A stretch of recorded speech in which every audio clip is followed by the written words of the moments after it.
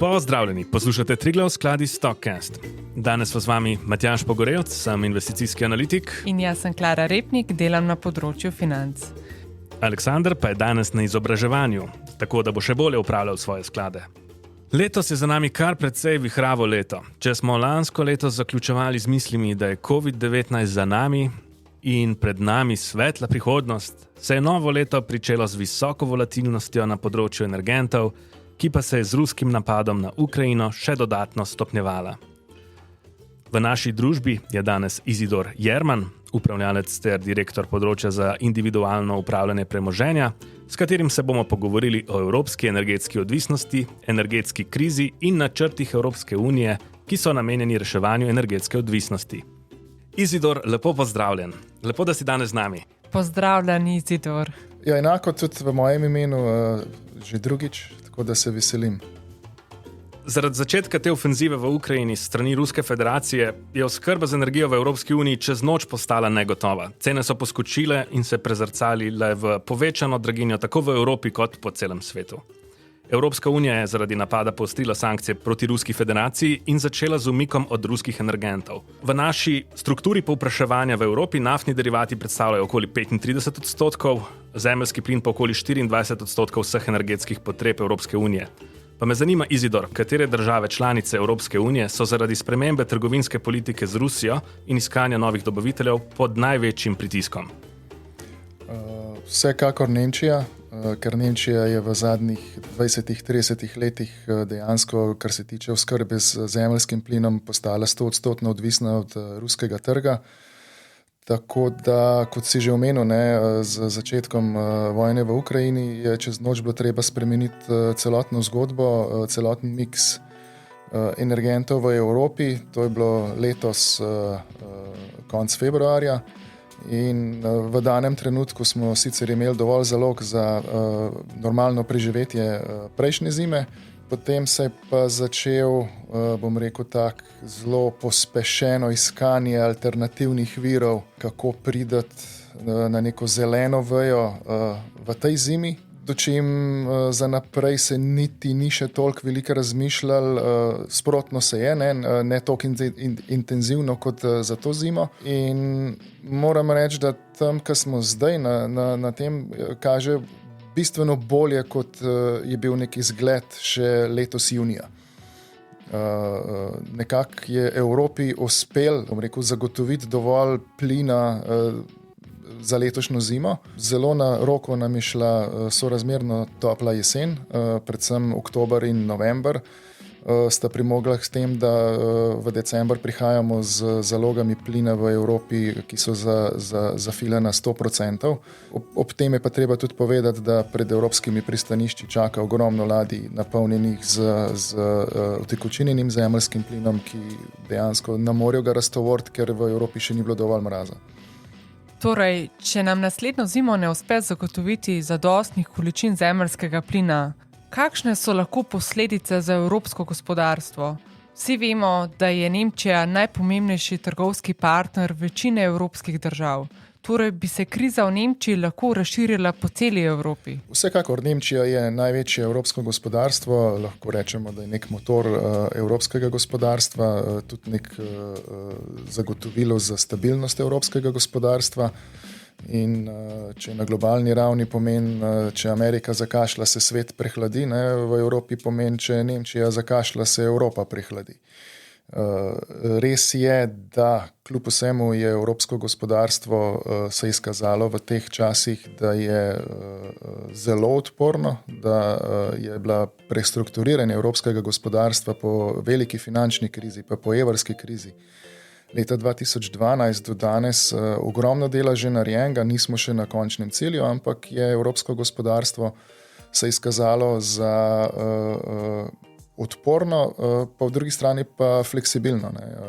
V teh časih, ki imamo, ni samo težava, energetska kriza, ampak še iz covida naprej se vlečejo težave z dobavno verigo, z dobavnimi verigami globalnimi in nam je nekako uspel prebrodati vse te težave, tako da če se je pričakovalo, da bo evropsko gospodarstvo zašlo v recesijo že v 3. četrtletju, se je na koncu izkazalo, da smo kljub vsemu še rasli pozitivno. Ne. Mogoče bi sam še tisti, ki si na začetku vprašal, kar se tiče same inflacije in vsega tega, kar je ta energetska kriza povzročila. Seveda, cene energentov so močno poskočile, ker je nek normalen odziv kapitalskih trgov, ki greš v neko neznano območje. In vsak teden po tistem šoku, ki je pretekel, je več znanih podatkov bilo. In cene energentov kljub vsemu so začele kar lepo se zniževati. Jasno, smo še vedno na nekoliko višjih nivojih, kot smo bili pred rusko krizo oziroma ukrajinsko krizo, ampak ni več to tako šokantno visoko, kot je bilo še pol leta nazaj. Ne. Tako da inflacija sama je posledica del energetske krize, ni pa v celoti. Ne. Tako da tudi, če ne bi bilo energetske krize oziroma napada Rusije na Ukrajino, bi kljub vsemu imeli povišano inflacijo in tudi višje obrestne mere. Tako da v danem trenutku so se, bom rekel, vsi te črni oblaki okrog inflacije zbrali na enem mestu. Ne? In mogoče na dolgi rok še celo boljš, da zadevo uredimo ali pa naredimo tako, kaj treba naenkrat, kakor da bi se to dolgo časa vleklo. Kaj pa to pomeni izguba evropskega trga za ruske energente, za Rusko federacijo? Ja, jaz mislim, da na dolgi rok se bo sigurno izkazalo, da je to za Rusijo bistveno večji udarc, kot je za evropsko ekonomijo. Treba je vedeti, evropska ekonomija kot taka izvaža v Evropo zgolj samo 2,3%, mislim, da BDP-ja. In izguba ruskega trga kot taka na dolgi rok za Evropo ne bo težavna, bomo nadomestili lahko drugje. Dočim na dolgi rok za Rusijo pa to zna biti bistveno večji problem, vsaj kar se tiče izvoza energije, ker kot že na začetku omenjeno, celotna infrastruktura tako iz Evrope v Rusijo kot iz Rusije v Evropo se je gradila na predpostavki, da bo Rusija zagotavljala energetske potrebe v Evropo in v druge kontinente, predvsem tukaj govorim Indija in pa Kitajska.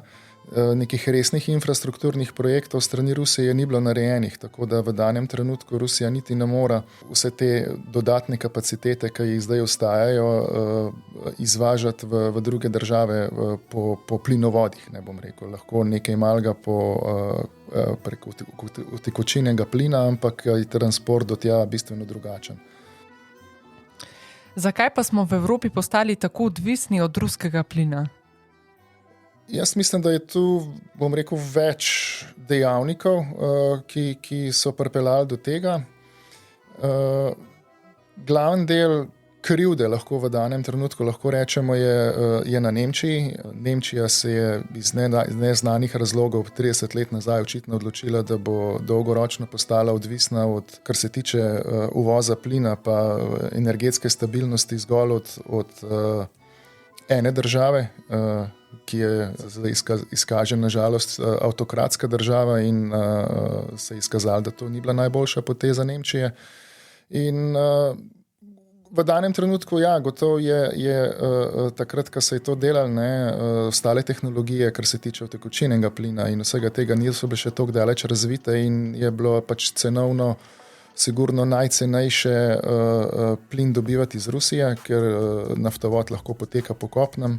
Ni treba iti po morju, čeprav potem drugi tok je šel tudi že po morju. Ne. Ampak očitno je bilo cel kup enih odločitev, ko enkrat začneš to delati, potem samo še gradiš na tem in upaš na najbolje. In gotovo se 30 let nihče ni predstavljal, 30 let nazaj nihče ni predstavljal, da se bo zgodilo to, kar se je zgodilo.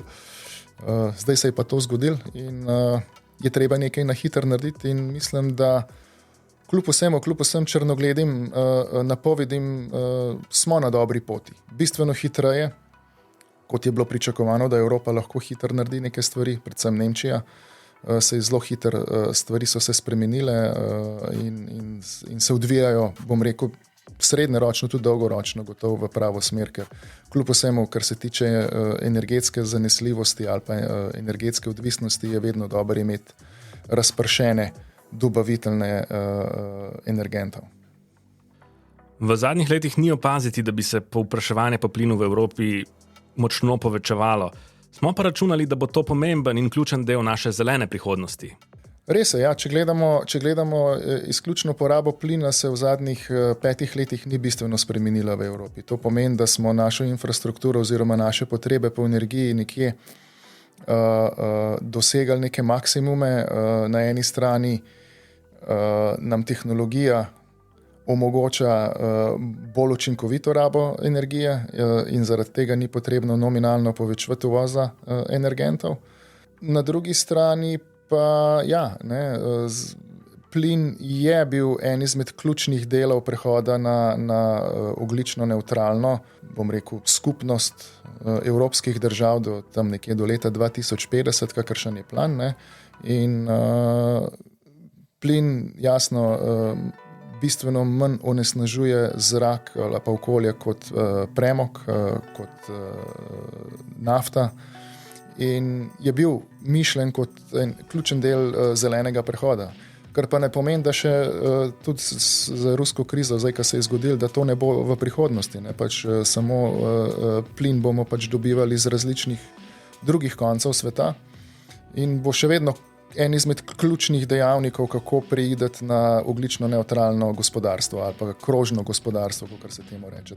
No, zdaj lahko opazimo, naprimer, da Rusi in Kitajci pospešeno gradijo cevovode. Do Kitajske imajo že moč Sibirije, pa moč Sibirije 2 zdaj gradijo. Pa me zanima, misliš, da bojo Kitajci ponovili napako Nemčije in dovolili, da bo en dobavitelj tako močen? Jaz mislim, da ne.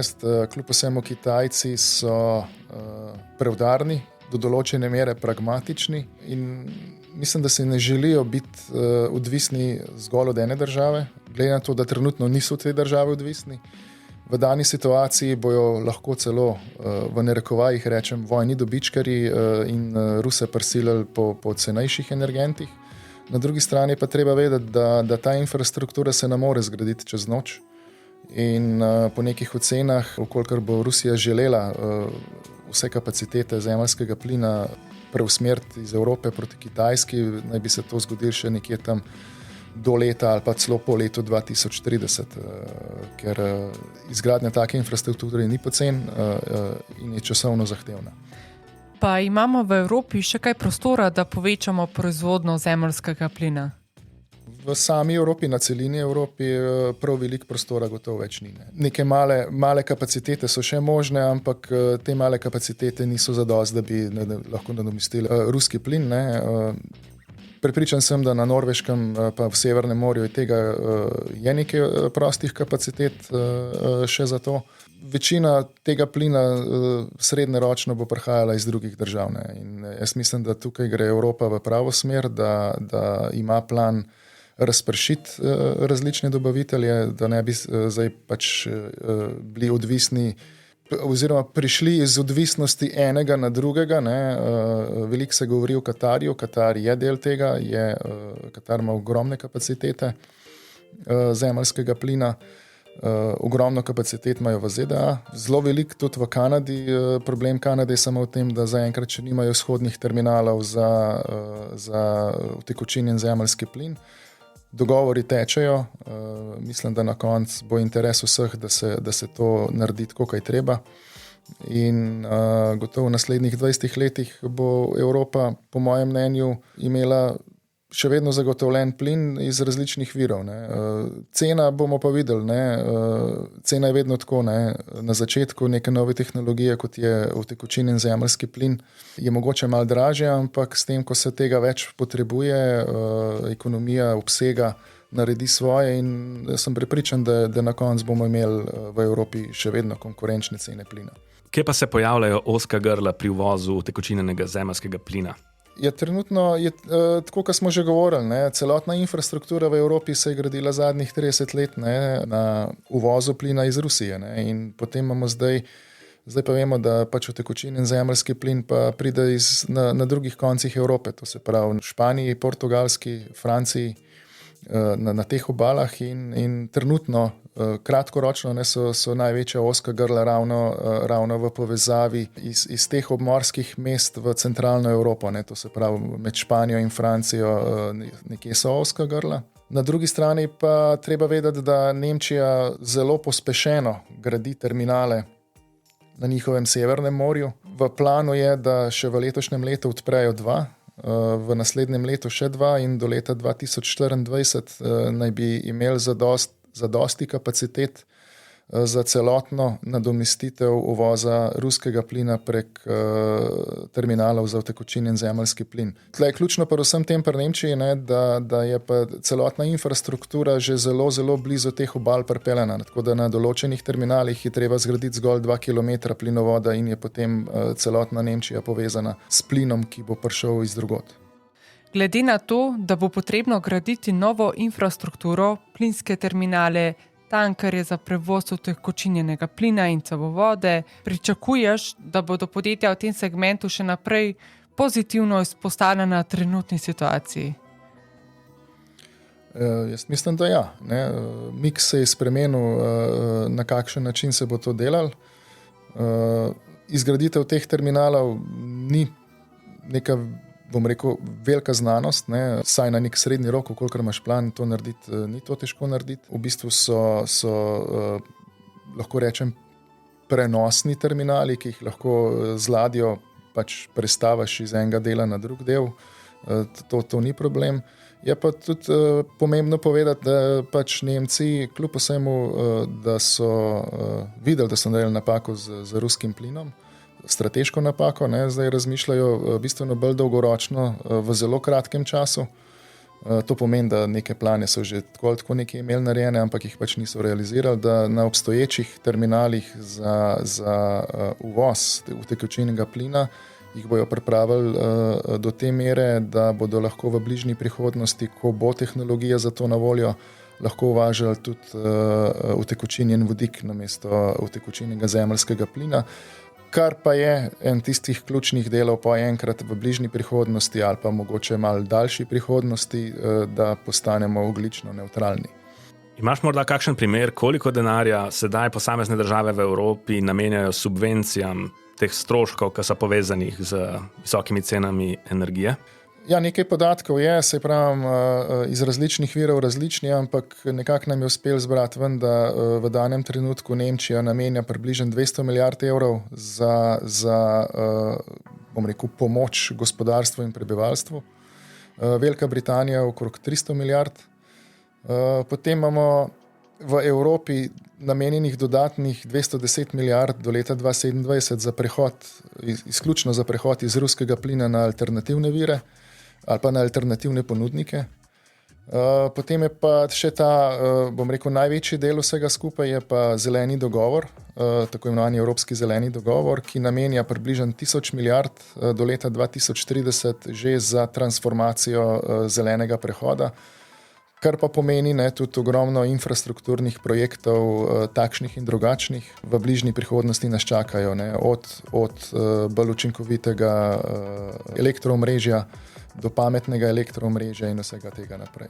Plan pa je, lahko omenjam v tem delu, da do leta 2050 v Evropi pridemo na ogljično nevtralno družbo, za kar je pa po trenutnih ocenah nekje bi potrebovali 5,2 bilijona evrov, kar se sliši ogromno denarja, ampak ko pogledamo, bom rekel, relativno ali pa bolj izdaleč, če pomislimo, da je BDP evroobmočja 14,5 bilijona, se na koncu to, ko se porazdeli čez slabih 20 let, to niso več take velike številke. Torej, pričakuješ, da bomo energetsko zagato lahko rešili tudi z obnovljivimi viri. Katere pa so tiste največje države izvoznice utekočinjenega zemeljskega plina? Ja, največji uvozniki trenutno, oziroma največji izvozniki ali pa proizvajalci, lahko tudi tako rečemo, je ZDA, Katar, tera sta največja, potem Alžirija, Nigerija, Iran, kljub vsemu sankcijam, ima ogromno kapacitet, lahko dolgoročno, če se bomo geopolitično zmenili, da pač Iran v nekem trenutku ne bo več pod tako strogimi sankcijami, ampak to je bolj politično vprašanje kot vse drugo. Tako da miks tega obstaja, tudi kapacitete ali pa obstajajo, težava, ali pa zakaj je zdaj tako, je predvsem zaradi tega, ker če nekdo hoče investirati v pridobivanje zemeljskega plina in ga potem utekočiniti pa peljati čez na drug konc sveta, ne, je treba imeti neka dolgoročnejša zagotovila odjemalcev, da bodo pri njih plin odjemali za naslednjih, ne vem, 10, 15, 20 let, ne, da se neko investicijo splača delati. Ja, v zadnjem času res lahko opazimo, da države članice Evropske unije podpisujejo dolgoročne pogodbe za uvoz utekočinjenega zemeljskega plina s Katarjem, Alžirijo in Azerbajdžanom. Pa me zanima, a imajo te države trenutno dovolj proizvodnih kapacitet, da dostavljajo tako visoke količine utekočinjenega zemeljskega plina? Oziroma, imajo dovolj cevovodov? Se tukaj pričakuje ogromno investicij? Bom rekel, da gotovo v danem trenutku nimajo, ne. Treba je vedeti, da v Evropi trenutno, če se lahko tako izrazim, zagotavljamo energetsko neodvisnost ali pa energetsko zanesljivost v tej zimi na ta način, da pač plačujemo nekoliko više cene in bom rekel, odvzemamo potencialne kupce iz drugih, bom rekel, manj razvitih držav. Ampak tako, kot sem prej povedal, ne, če se podpisujejo neke dolgoročne pogodbe, potem jaz sem prepričan, da te države bodo zagotovile dovolj infrastrukture, dovolj kapacitet, da se energija oziroma plin ustrezno dobavlja neprekinjeno tako v Evropo, kot tudi v druge države sveta. No, lih v teh državah, ki sem jih prej omenil, s katerimi sklepamo te vrtoglave pogodbe, je opaziti, da prihaja do sistemskih kršitev človekovih pravic. Naprimer, Human Rights Watch je v poročilu iz leta 2021 dokumentiral, da katarski zakoni, predpisi in prakse nekako nalagajo diskriminatorna pravila moškega skrbništva, ki ženskam odrekajo pravico do sprejemanja ključnih odločitev v svojem življenju. Potem imamo tudi prepovedi homoseksualnosti. V Evropskem parlamentu je bilo sprejetih več resolucij, ki obsojajo sistemske kršitve človekovih pravic novinarjev in aktivistov v Alžiriji in tudi tam je prepovedana homoseksualnost. Glede na poročila Human Rights Watch pa je v letu 2017 policija v Azerbajdžanu izvedla nasilno kampanjo, aretirala in mučila moške, za katere se domneva, da so geji ali biseksualci ter transspolne ženske. Tukaj pa me zanima, ali bo to v prihodnosti Evropi predstavljal problem, glede na to, da si želimo postati trajnostno naravnana družba. Ali bodo tudi te novi dobavitelji fosilnih goriv v prihodnje lahko postali problematični kot Rusija? Zelo kompleksno vprašanje. Kaj bo čez 15-20 let, ne bom ugibal, ampak že samo to dejstva, ki si jih omenil, ne, in namero Evropske unije, da postane neka trajnostna družba do leta 2050, bo šlo gotovo, bom rekel, z roko v roki na eni strani če dalje manjše odvisnosti od fosilnih goriv v Evropi, to se pravi razvoj drugih tehnologij. Pri tem ne omenjam, kar si tudi že omenil, obnovljive vire energije. Z tega vsi vemo, da ne moramo 100% pokriti vse naše potrebe po energetiki. Lahko jih nekje 30 do 40%, to se pravi solarna, vetrna in pa hidroenergija. Nek miks vsega skupaj bo zaenkrat, tako smo že omenili, plin, ne? Ampak potrebna bo, sem prepričan, absolutno nuklearna energija za zanesljivost. 20 let je pa tudi zelo dolga doba, ne? Tako da jaz sem prepričan, da z znanjem, z razvojem, z vlaganjem v razvoj in raziskave bomo tako predvsem v razvitem svetu našli nek način alternativne proizvodne, predvsem elektrike. In če nam to uspe, ne, potem bo tudi naša odvisnost od problematičnih držav nižja in bodo tudi problematične države v narekovajih, ne, kar se tiče kršenja človekovih pravic in vsega, kar se omenil, primorane same pri sebi spremeniti do določene mere način delovanja držav, način zatiranja oziroma ali pa predvsem upoštevanja spoštovanja človekovih pravic, če bodo še želele v bližnji prihodnosti poslovati z, bom rekel, zahodnim svetom. Neke transformacije, kljub vsemu se že delajo. Ne. Primer letos nogometnega svetovnega prvenstva ni vse idealno, tako kot bi si vsi želeli. Nikjer ni vse idealno, ne. Ampak saj nekje, bom rekel, se trudijo približati določene vrednote tem, kaj jih poznamo tukaj. Ne. Meni je jasen, da vera in vse skupaj zgodovina gotovo nikoli ne bomo imeli enakih vrednot pa enakega načina življenja, ampak denar igra pri tem primerno pomembno vlogo. Ne. In če bo manj posla, bodo primorani, jaz mislim, da iti v to smer spoštovanja človekovih pravic. Tako da gre, tako kot sem rekel, z roko v roki vse skupaj. Ne.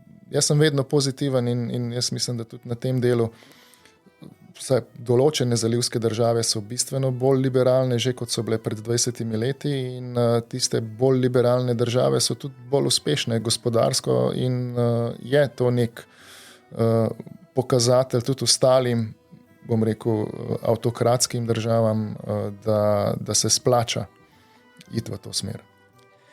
Tudi jaz verjamem, da je pravična in vključujoča družba temelj za konsistentno rast in ostajam optimistka, da se bodo te države spremenile na bolje. Verjetno se bodo res stvari spremenile na boljše, če bomo s temi državami ohranili seveda odprt dialog in jih redno opominjali na te krivice in na koncu tudi pogojevali našo trgovino z njimi glede na sprejemanje človekovih pravic. Tako da hvala, Izidor, da si bil danes z nami, si vzel čas, da si nam pojasnil to energetsko neodvisnost in načine, kako se bomo rehabilitirali in postali bolj neodvisni. Hvala, Izidor. Hvala tudi tebi in tudi tebi, Klara, tako da z veseljem sem tukaj, pa mogoče v priložnosti se še kdaj slišimo na kakšno mogoče bolj prijetno temo. Zmenjeno, dogovorjeno. Poslušali ste Triglav skladi Stockcast. Podcast, ki ste ga poslušali, je informativne narave in ne predstavlja investicijskega svetovanja oziroma naložbenega priporočila. Je splošne narave in ne more upoštevati posameznih potreb poslušalcev.